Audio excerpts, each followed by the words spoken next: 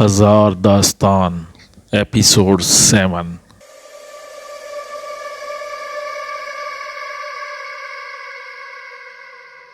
Bed پر ماروی کی لاش موجود نہ تھی۔ بیڈ شیٹ تبدیل کی جا چکی تھی۔ کمرے کی اچھی طرح صفائی کر دی گئی تھی۔ ابھی کچھ دیر پہلے جو یہاں گند مچی تھی اس کا کہیں پتہ نہ تھا۔ اس وقت وہ ایک عالی شان بنگلے کا عالی شان بیڈ روم لگ رہا تھا۔ ماروی کہاں گئی؟ وہ بڑبڑایا۔ پھر اس نے تیزی سے کمرے میں چاروں طرف نظر گھمائی مگر وہ اسے کہیں نظر نہ آئی۔ وہ جلدی سے باتھ روم کے دروازے پر پہنچا۔ دروازہ بند تھا۔ اس نے بہت آہستگی سے آواز دی، ماروی؟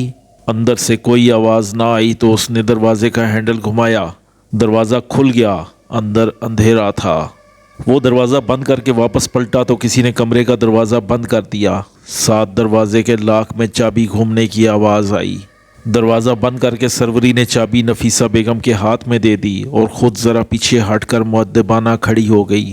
جب کمال رائے کو احساس ہوا کہ کمرہ باہر سے لاک کر دیا گیا ہے تو وہ دروازہ زور زور سے پیٹنے لگا۔ کھولو کمینوں، دروازہ کھولو، کتے کے بچوں دروازہ کھولو۔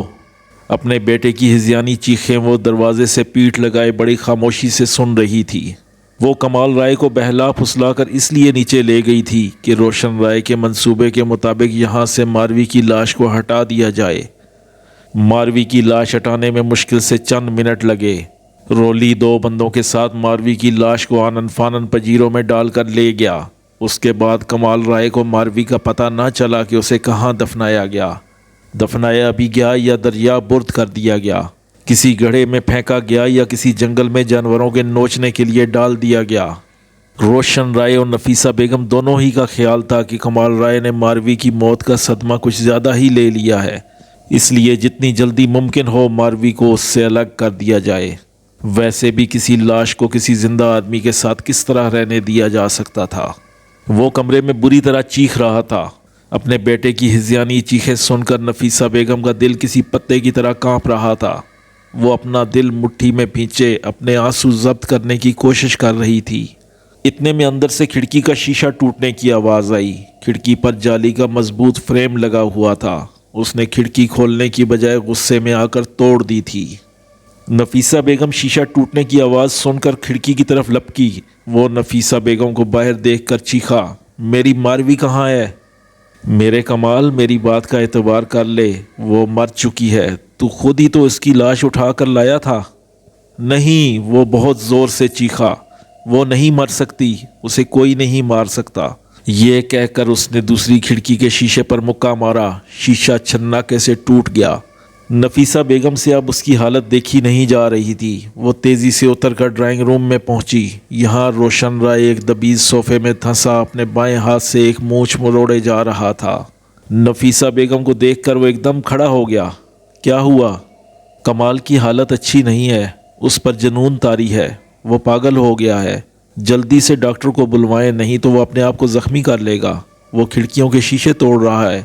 نفیسہ بیگم کہتے کہتے رو پڑی۔ اچھا بابا رو مت، میں ابھی کرتا ہوں کچھ، تم پریشان مت ہو۔ یہ کہہ کر وہ دوبارہ صوفے پر بیٹھ گیا۔ اس نے صوفے پر پڑا موبائل فون اٹھایا اور جلدی سے اپنے جاننے والے ایک ڈاکٹر کو فون کرنے لگا۔ ڈاکٹر اشرف 10-15 منٹ میں اپنے ساتھ ایک ایمبولینس لے کر بنگلے پر پہنچ گیا۔ جب ڈاکٹر تالا کھول کر اندر داخل ہوا تو کمال رائے بیڈ پر چیخ رہا تھا۔ اس کے ہاتھ شیشہ توڑنے کی وجہ سے لہو لہان تھے۔ ڈاکٹر اشرف نے سب سے پہلے کسی طرح بہلا پھسلا کر بے ہوشی کا انجیکشن لگایا۔ کچھ ہی دیر میں اس کی آنکھیں بند ہونے لگیں اور پھر تیزی سے اس پر نیند طاری ہوتی چلی گئی۔ پھر کمال رائے کو ایمبولینس میں ڈال کر ایک پرائیویٹ ہسپتال پہنچا دیا گیا جہاں نفسیات کا وارڈ بھی تھا۔ وہاں فوری طور پر اس کا علاج شروع ہو گیا۔ روشن رائے نے وہاں کے ڈاکٹروں کو صرف اتنا بتایا کہ کمال رائے کی بیوی کا انتقال ہو چکا ہے اور اسے اپنی بیوی سے بے پناہ محبت تھی اور اس کا انتقال بھی اچانک ہوا۔ اس وجہ سے وہ اپنی بیوی کی موت کا یقین نہیں کر رہا۔ صدمے نے اسے جنون میں مبتلا کر دیا ہے۔ ڈاکٹروں نے پہلے مرحلے میں اسے سکون بخش دعائیں دینا شروع کر دیں۔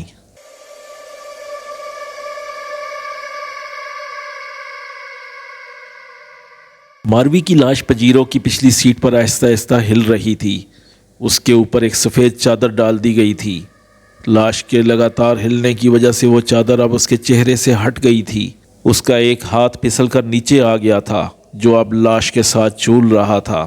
ماروی کے چہرے پر نرمی تھی، ایک ہلکی سی مسکراہٹ تھی۔ یہ محسوس ہی نہ ہوتا تھا کہ اس کو مرے ہوئے کافی وقت گزر چکا ہے۔ پجیرو اپنی پوری رفتار سے سفر طے کر رہی تھی۔ رولی گاہے بگاہے پیچھے مڑ کر دیکھ لیتا تھا، یہ دیکھنے کے لیے کہ وہ کس حالت میں ہے، کہیں ہل ہل کر سیٹ سے نیچے تو نہیں آ رہی۔ وہ کراچی سے بہت آگے نکل آئے تھے۔ وہ ماروی کو ٹھکانے لگانے لایا تھا۔ روشن رائے نے اس سے بس اتنا ہی کہا تھا کہ اسے ٹھکانے لگا دو، پتہ نہیں بتایا تھا کہ کہاں اور کیسے۔ اب یہ معاملہ اس کی صوابدید پر تھا اور وہ سوچ رہا تھا کہ اس کام کو کیسے اور کہاں کیا جائے۔ پھر اس نے کچھ سوچ کر گاڑی صحرا کی طرف موڑ لی۔ دور تک ریت ہی ریت تھی، اونچے نیچے ریت کے ٹیلے پھیلے ہوئے تھے، کہیں کہیں کانٹے دار پودے اگے ہوئے تھے۔ وہ جب کافی اندر تک صحرا میں آ گئے اور رولی کو یقین ہو گیا کہ وہ ایسے علاقے میں پہنچ گیا ہے جہاں سے آدم ذات کا گزر مشکل ہے، تو اس نے ایک جگہ پجیرو روک دی، اپنے ساتھ بیٹھے ہوئے دونوں بندوں کو نیچے اترنے کا اشارہ کیا اور خود بھی نیچے اتر گیا۔ ریت پر کھڑے ہو کر اپنی کمر سیدھی کی۔ وہ کافی دیر سے ڈرائیونگ کر رہا تھا۔ پھر اس نے چاروں طرف ایک دائرانہ نظر ڈالی، دور تک کسی انسان کا گزر نہ تھا۔ رولی کو قریب ہی ایک گڑھا نظر آیا۔ یہ گڑھا 2-3 فٹ گہرا تھا۔ اس گڑھے کے ساتھ ہی 4-5 فٹ بلند ریت کا ٹیلا تھا۔ رولی نے اس گڑھے کو اپنے کام کے لیے منتخب کر لیا۔ اس نے اپنے ایک بندے کی مدد سے ماروی کی لاش کو گاڑی سے نکالا، پھر آہستگی سے گڑھے میں اتارا، اس پر چادر اچھی طرح ڈال کر ہاتھ پاؤں کے نیچے دبا دی، اور پھر وہ تینوں مل کر اپنے ہاتھوں سے ریت کو اس گڑھے میں منتقل کرنے لگے۔ پھر رولی کو خیال آیا کہ ایک پلاسٹک کی بالٹی پجیرو میں موجود ہے، وہ اسے پانی وغیرہ کے لیے گاڑی میں رکھتا تھا۔ اس نے وہ بالٹی گاڑی سے منگوا لی اور پھر اس کے ذریعے ریت بھر بھر کر لاش پر ڈالنے لگا۔ تینوں نے مل کر بہت جلد اس لاش کو ریت سے ڈھک دیا۔ لاش ڈھکنے کے ساتھ اس پر اتنی ریت اونچی ہو گئی کہ وہ ایک قبر سی دکھائی دینے لگی۔ رولی کو جب یہ اطمینان ہو گیا کہ ماروی کی لاش اچھی طرح محفوظ ہو گئی ہے تو وہ ہاتھ چاڑ کر اٹھ کھڑا ہوا اور گاڑی کی طرف بڑھنے لگا۔ رولی کے ڈرائیونگ سیٹ سنبھالتے ہی وہ دونوں بندے بھی اس کے ساتھ بیٹھ گئے۔ رولی نے دور سے ریت کی قبر پر ایک نظر ڈالی اور گاڑی سٹارٹ کر کے سٹیئرنگ کو تیزی سے گھمایا۔ پھر اس کی پجیرو اپنے بنائے ہوئے پہیوں کے نقش پر دوڑنے لگی۔ جب پجیرو اس ریت کی قبر سے بہت دور نکل گئی تو مغرب کی طرف سے ایک اونچے قد کا آدمی آتا نظر آیا۔ اس کا رخ ماروی کی قبر کی طرف تھا۔ وہ اگرچہ ایک ایک قدم کر کے چل رہا تھا، دوڑ نہیں رہا تھا، نہ تیز چل رہا تھا، اس کے باوجود یوں محسوس ہوتا تھا جیسے وہ ہوا کے گھوڑے پر سوار ہو۔ قبر سے اس کا فاصلہ بہت تیزی سے سمٹا جا رہا تھا۔ بس پھر وہ دیکھتے ہی دیکھتے قبر کے نزدیک آ پہنچا۔ وہ کوئی 8-10 فٹ اونچا آدمی تھا، ایک دم کالا بھجنگ، سیاہ بدن چمکتا ہوا۔ اس نے بس ایک سفید چادر اپنے جسم سے لپیٹ رکھی تھی، اوپر کا بدن ننگا اور یہ چادر بھی گھٹنوں سے اوپر تھی۔ ننگے پاؤں، بڑی اور سفید آنکھیں، چمکتی ہوئی کالی پتلیاں، موٹے موٹے ہونٹ، تھوڑا کھلا ہوا منہ اور ان میں سے چانکتے ہوئے سفید دانت، گھنگریالے سخت بال، چہرہ داڑھی مونچھ سے صاف، کندھے پر ایک موٹی زنجیر اور اس سے بندھی ہوئی گھنٹی۔ یہ گھنٹی بائیں ہاتھ کے نزدیک لٹکی تھی۔ زنجیر لوہے کی تھی جبکہ گھنٹی پیتل کی۔ جب وہ قبر کی طرف آ رہا تھا تو یہ گھنٹی ٹن ٹن بج رہی تھی۔ وہ عجیب و غریب شخص قبر کے مقابل کھڑا ہوا۔ اس نے اپنی دونوں ٹانگیں پھیلائیں، پھر زنجیر میں بندھی گھنٹی اتاری، سیدھے ہاتھ میں گھنٹی کی زنجیر پکڑ کر گھنٹی کو ایک دائرے میں گھمایا اور پھر بڑے زور سے چھک کر اس گھنٹی کو قبر پر مارا اور بولا، میں ہوں ہورا۔ ایک دم ریت کا بادل سا اٹھا اور وہ شخص ریت کے بادل میں چھپ گیا۔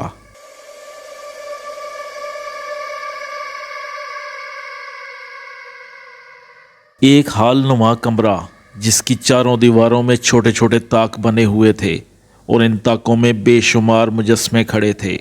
دیواریں سفید تھیں اور کمرے کی چھت سرخ تھی، جبکہ اس کا فرش اینٹوں کا تھا اور یہ اینٹیں بھی سرخ تھیں۔ کمرے کے عین درمیان ایک چھوٹا سا کالا گدا بچھا ہوا تھا اور اس پر گلابی کپڑوں میں ایک نوزائیدہ بچی لیٹی تھی۔ وہ مشکل سے 10-15 دن کی ہوگی۔ وہ تڑپ تڑپ کر رو رہی تھی، شاید وہ بھوک سے بلک رہی تھی۔ اس کمرے کی ہر دیوار میں ایک دروازہ تھا۔ یہ چاروں دروازے سرخ رنگ کے تھے ان چاروں دروازوں پر ایک سنہرے سانپ کی شکل بنی ہوئی تھی۔ یہ شکل سونے سے بنائی گئی تھی اور ان سونے میں ڈھلے سانپوں کو کیلوں سے جڑ دیا گیا تھا۔ جب بچی کی چیخیں زیادہ بلند ہونے لگیں اور وہ بھوک سے بہت بے تاب نظر آئی تو اچانک چاروں دروازے ایک ساتھ کھلے اور ان چاروں دروازوں سے جو چیز برآمد ہوئی اس کی وجہ سے بچی ایک دم خاموش ہو گئی۔ وہ تیز ہوا کے چونکے تھے۔ یہ ہوا بگولوں کی صورت میں کمرے میں داخل ہوئی تھی۔ ساحل سمندر پر چلنے والی ہوا سے بھی تیز تھی۔ اس ہوا میں ایک مہک سی رچی تھی، ایک خاص مہک۔ کمرے میں تیز ہوا داخل ہو جانے کی وجہ سے بچی بھی گھبرا گئی تھی۔ اس کے بدن کے کپڑے اڑے جا رہے تھے۔ اس کے نیچے بچھے گدے کا کونا بھی بار بار ہوا کے زور سے اٹھ رہا تھا۔ اس بچی کی آنکھوں میں تیز ہوا گھس رہی تھی، اس لیے وہ اپنی آنکھوں کو بار بار بند کر رہی تھی۔ وہ ایک خوبصورت بچی تھی۔ ہوا کی وجہ سے آنکھیں مچمچاتی اور بھی پیاری لگ رہی تھی۔ ہوا کی اچانک آمد نے اس بچی کو ایک دم چونکا دیا تھا، اس لیے وہ سہم کر خاموش ہو گئی تھی۔ چند لمحوں بعد ہی اس نے دوبارہ رونا شروع کر دیا۔ دروازے کھلتے ہی ہوا جس تیزی سے اندر داخل ہوئی تھی اسی تیزی سے وہ کمرے سے نکل گئی تھی۔ چاروں دروازے اب بھی کھلے تھے لیکن کمرے میں ذرا سی بھی ہوا محسوس نہیں ہو رہی تھی۔ بچی کے کپڑے بھی نہیں ہل رہے تھے۔ وہ بچی اب بلک بلک کر رونے لگی تھی۔ اس کی ننھی چیخیں پورے کمرے میں گونج رہی تھیں۔ بھوک سے اس کا برا حال تھا اور اس کا کوئی پرسان حال نہ تھا۔ ہوا بھی بس چکر لگا کر چلی گئی، وہ اور کر بھی کیا سکتی تھی۔ پھر تیزی سے 3 دروازے دھڑ دھڑ کر کے بند ہوئے۔ یوں محسوس ہوا جیسے کسی نے ان دروازوں کے بھاری کواڑوں کو زور سے دھکا دے کر بند کیا ہو۔ بند ہوتے ہی دروازوں کی دھماکے دار آوازوں کی وجہ سے وہ بچی روتے روتے ایک مرتبہ پھر چپ ہوئی۔ ہر دروازہ بند ہونے کی آواز پر وہ ڈر کر لیٹے لیٹے اچھل سی جاتی۔ جب آوازیں آنا بند ہو گئیں تو اس نے پھر رونا شروع کر دیا۔ پھر چوتھے دروازے سے جو ابھی تک کھلا ہوا تھا ایک عورت داخل ہوئی۔ وہ کالے کپڑوں میں ملبوس تھی، سانولی رنگت، گھنے بال، مسکراتی مگر چمکتی آنکھیں۔ وہ ایک ادائے بے نیازی سے کمرے میں داخل ہوئی اور تیزی سے چلتی ہوئی اس بچی کے پاس پہنچی۔ اس نے اینٹوں کے فرش پر بیٹھ کر اس بچی کو گدے سمیت اٹھا کر اپنی گود میں لٹا لیا۔ وہ بچی بار بار منہ کھول رہی تھی، ہاتھ پاؤں مار کر چیخ رہی تھی۔ اس کے ننھے حسین ہونٹ لرز رہے تھے۔ اس عورت نے بچی کو بڑے پیار سے اپنے سینے سے لگا لیا۔ بچی بڑی بے تابی سے اور ہمک ہمک کر دودھ پینے لگی۔ وہ عورت اس بچی کے سنہرے چھوٹے بالوں پر آہستہ آہستہ ہاتھ پھیرنے لگی۔ بچی کا پیٹ بھرتے ہی اس کی خوبصورت آنکھیں بند ہونے لگیں۔ پھر اس نے دودھ چھوڑ دیا اور گہری نیند سو گئی۔ وہ سوتے ہوئے اتنی حسین لگ رہی تھی کہ وہ عورت اسے پیار کیے بنا نہ رہ سکی۔ پھر اس عورت نے اسے گدے سمیت اینٹوں کے فرش پر لٹا دیا اور ایک کالی چادر سے اس کا منہ ڈھک کر کھڑی ہو گئی۔ اتنے میں پیلے کپڑوں میں ملبوس ایک عورت اندر داخل ہوئی۔ اس نے اس بچی کو اپنی گود میں اٹھایا اور ایک بند دروازے کی طرف بڑھی۔ جب وہ دروازے کے نزدیک پہنچی تو وہ دروازہ خود بخود کھل گیا اور وہ عورت اس بچی کو لے کر اس دروازے سے نکل گئی۔ اس عورت کے جاتے ہی وہ دروازہ پھر کھٹاک سے بند ہو گیا۔ اب وہ پہلے والی عورت جس نے بچی کو دودھ پلایا تھا کھلے دروازے کی طرف بڑھی۔ اس کے چلنے کا ایک خاص انداز تھا، وہ بڑی تمکنت سے لہرا کر چل رہی تھی۔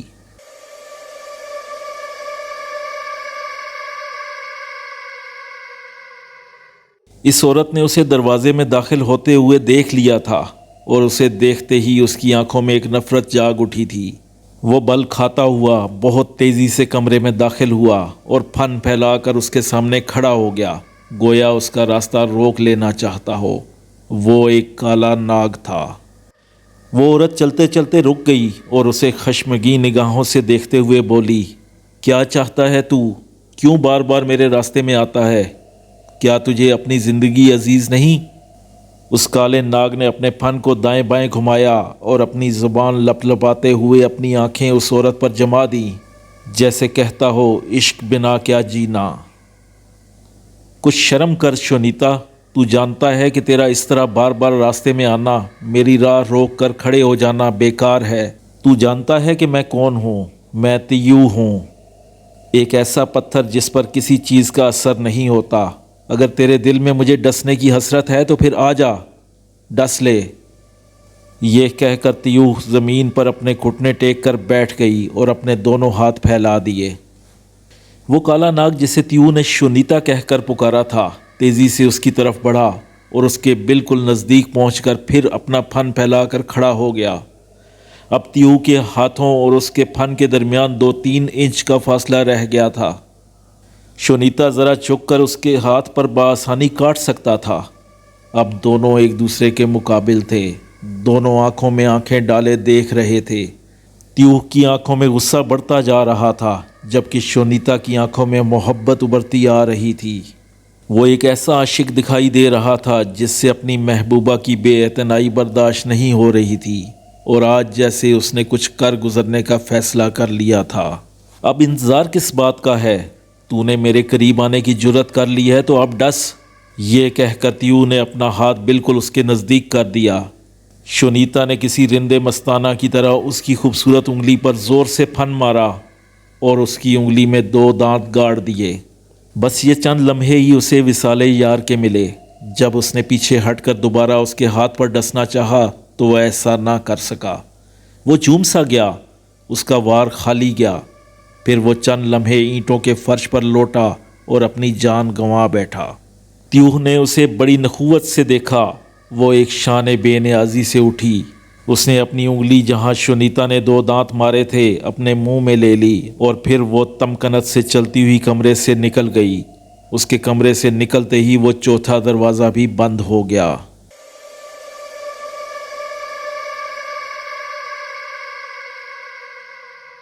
پیلے کپڑوں والی عورت اس بچی کو گود میں اٹھائے سیڑھیاں چڑھتی ایک دروازے پر پہنچی۔ پھر اس نے بچی کو ایک ہاتھ میں سنبھال کر دروازے پر زور سے دوسرا ہاتھ مارا۔ چند لمحوں بعد وہ دروازہ کھل گیا۔ پیلے کپڑوں والی عورت کمرے میں داخل ہوئی۔ یہ ایک چھوٹا سا کمرہ تھا مگر اس کمرے میں بھی 4 دروازے تھے۔ اس کمرے کی دیواریں بھی سفید تھیں جبکہ چھت سرخ تھی اور زمین لال اینٹوں کی تھی۔ کمرے کے وسط میں ایک چوکی پڑی تھی۔ جس عورت نے دروازہ کھولا تھا اس نے بھی پیلے کپڑے پہن رکھے تھے لیکن وہ ذرا عمر رسیدہ تھی۔ نینی آ گئی تو؟ لے آئی برہا کو؟ عمر رسیدہ عورت نے پوچھا۔ ہاں لے آئی ہوں ورشی، سو رہی ہے، نینی نے بتایا۔ چوکی پر لٹا دے، عمر رسیدہ عورت ورشی نے کہا۔ نینی آگے بڑھی، اس نے کمرے کے وسط میں پڑی چوکی پر برہا کو لٹا دیا اور پھر دروازے کی طرف لوٹ گئی۔ ورشی ابھی دروازے پر ہی کھڑی تھی، شاید وہ اس کی واپسی کی منتظر تھی۔ نینی نے ورشی کے نزدیک پہنچ کر کہا، اچھا چلتی ہوں، تم اچھی طرح دروازہ بند کر لو۔ ٹھیک ہے، ورشی نے مسکرا کر کہا اور نینی کے جانے کے بعد دروازہ اندر سے بند کر کے وہ برہا کے پاس پہنچی۔ اس نے برہا کے چہرے سے کالی چادر ہٹائی۔ وہ معصوم بچی بڑے مزے سے سو رہی تھی۔ سوتے ہوئے وہ اتنی پرکشش لگ رہی تھی کہ بے اختیار ورشی نے اسے چوم لیا۔ یوں تو ورشی نے اب تک کئی بچیوں کی پرورش کی تھی اور آنے والی بچیاں ایک سے ایک ہوتی تھیں، لیکن اس نے برہا جیسی بچی ابھی تک نہ دیکھی تھی۔ وہ اتنی خوبصورت تھی کہ اس کے چہرے پر نظر ڈال کر بندہ اس کے حسن کے جال میں پھنس جاتا، اس پر سے نظر ہٹانا مشکل ہو جاتا تھا۔ جب پہلی بار برہا کو اس کی گود میں ڈالا گیا تو وہ اسے مبہوت ہو کر دیکھتی رہ گئی تھی۔ اسے بتایا گیا تھا کہ یہ پرمان کا انتخاب ہے، اس کا خاص خیال رکھا جائے۔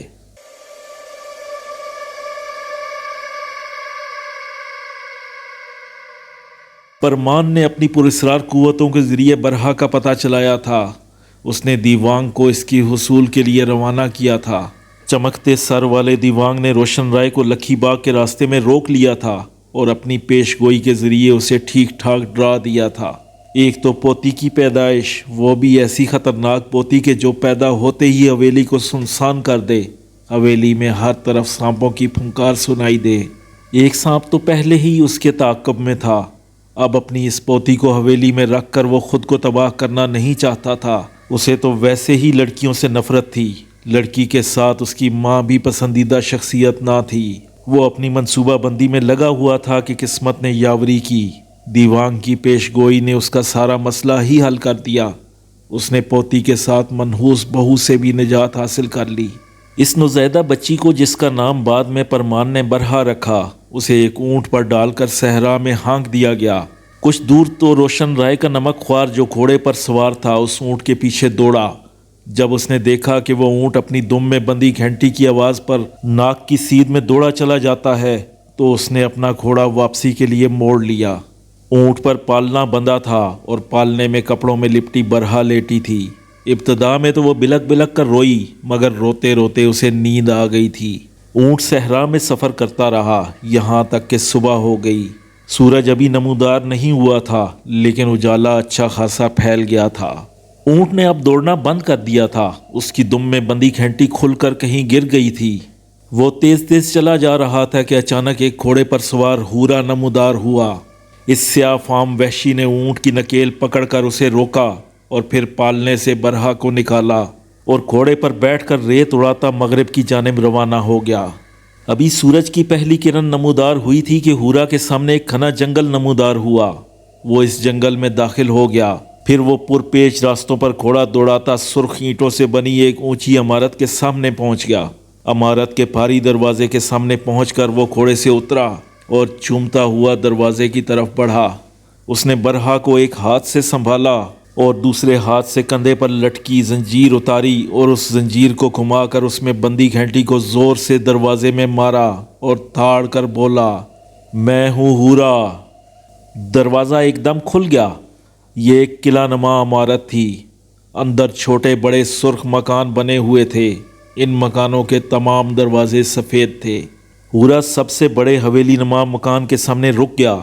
اس مکان کی دیواریں سفید اور دروازے سرخ تھے۔ یہ پرمان کا محل تھا۔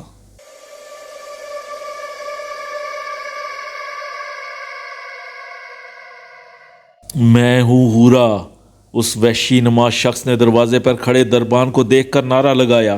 جانتا ہوں جانتا ہوں، اس دربان نے بے نیازی سے کہا، کام بتاؤ۔ جانتا ہے تو یہاں کھڑا کیوں ہے؟ اندر جا اور پرمان کو بتا باہر کون آیا ہے۔ ذرا جلدی کر، میرے پاس وقت کم ہے۔ ہورا نے اسے ڈانٹ کر کہا، جاتا ہوں، ذرا چھری تلے دم تو لو۔ دربان بھی آخر پرمان کا تھا۔ وہ بھلا ہورا سے کیوں متاثر ہو جاتا؟ وہ آرام سے چلتا ہوا دروازے پر پہنچا اور دروازہ کھول کر اندر داخل ہو گیا۔ دربان کے اندر جانے کے بعد برہا کلبلائی۔ تب ہورا نے اس کے چہرے پر پڑا کپڑا ہٹا دیا۔ اس نے ایک اچٹتی سی نظر برہا پر ڈالی لیکن پھر وہ اپنی نظر اس پر سے ہٹا نہیں سکا۔ پتھر دل ہورا برہا کے معصوم حسن سے متاثر ہوئے بغیر نہ رہ سکا۔ وہ کسی پھول کی طرح محسوس ہو رہی تھی۔ بے اختیار اس نے اپنی کالی اور موٹی انگلی سے برہا کے رخسار کو چھوا۔ برہا ایک دم چونک کر رونے لگی۔ اتنے میں دربان نے اندر سے واپس آ کر آواز لگائی، جاؤ ہورا۔ ہورا جلدی سے دروازے میں داخل ہو کر سیڑھیاں اترنے لگا۔ یہ سیڑھیاں جہاں ختم ہوتی تھیں وہاں سے کچھ فاصلے پر ایک کمرہ بنا ہوا تھا۔ اس کمرے کا دروازہ کھلا تھا۔ جہاں تک سورج کی روشنی جا رہی تھی وہاں تک سفید مرمر کا فرش نظر آ رہا تھا۔ آگے اندھیرا تھا۔ اس دروازے پر ایک کالا ناگ کنڈلی مارے بیٹھا تھا۔ ہورا کو نزدیک آتے دیکھ کر اس کالے ناگ نے اپنا پھن اٹھایا اور پھر واپس پلٹ کر تیزی سے اندھیرے کمرے میں چلا گیا۔ چند لمحوں بعد اندر سے تیو نمودار ہوئی۔ سانولی رنگت، کمر پر نیچے تک لہراتے بال، پرکشش چال۔ وہ دروازے پر آ کر رک گئی۔ ہورا نے گہری نظر سے تیو کو دیکھا۔ تیو نے ان نظروں کو محسوس کر لیا لیکن انجان بن گئی۔ اس نے ایک ادائے خاص سے اپنے ہاتھ اوپر اٹھائے۔ وہ بولی، کچھ نہیں۔ ہورا نے برہا کو اس کے ہاتھوں میں دے دیا اور بولا، کیسی ہو تیو؟ تیو کو اس کی یہ بے تکلفی بری لگی۔ اس نے جل کر کہا، تیری آنکھیں خراب ہو گئی ہیں کیا؟ نہیں تو۔ ہورا اس کی بات نہ سمجھ سکا، بڑی معصومیت سے بولا، پھر میں تجھے بھلی چنگی نظر نہیں آ رہی؟ تیو نے جل کر کہا، ہاں نظر آ رہی ہے، کیوں نظر نہیں آ رہی ہے؟ بس پھر جا تو، اب تیرا کام ختم ہو گیا، پرمان کا یہی حکم ہے تیرے لیے۔ تیو نے اسے تیکھے لہجے میں کہا، ٹھیک ہے میں چلتا ہوں۔ ہورا فوراً ہی واپسی کے لیے پلٹ پڑا۔ اس کے جانے کے بعد تیو نے برہا پر نظر ڈالی اور ہائے کہہ کر اسے اپنے سینے سے چمٹا لیا اور خود کلامی کے انداز میں بولی، واہ پرمان، تیرا انتخاب لاجواب ہے۔ پھر وہ برہا کو اندر لے کر چلی گئی۔ اس کے جانے کے بعد ایک کالا ناگ برآمد ہوا اور کنڈلی مار کر بیٹھ گیا اور اپنا پھن اٹھا اٹھا کر دائیں بائیں دیکھنے لگا جیسے نگرانی کر رہا ہو۔ پراسرار قوتوں کے مالک پرمان کو چند لوگوں کے سوا کسی نے نہیں دیکھا تھا۔ وہ اندھیروں کا باسی تھا، اندھیروں میں گم رہتا تھا۔ تیوہ نے پرمان کے حضور برہا کو پیش کیا۔ وہاں سے اسے حکم ملا کہ برہا کو ورشی کے حوالے کر دو، وہ اس کی پرورش کرے گی اور تم اسے دودھ پلاؤ گی۔ اس حکم کے ساتھ بچی کا نام برہا رکھ دیا گیا۔ نینی کے جانے کے بعد ورشی نے اس کے کپڑے تبدیل کیے، اسے صاف ستھرا کر کے دوبارہ چوکی پر لٹایا۔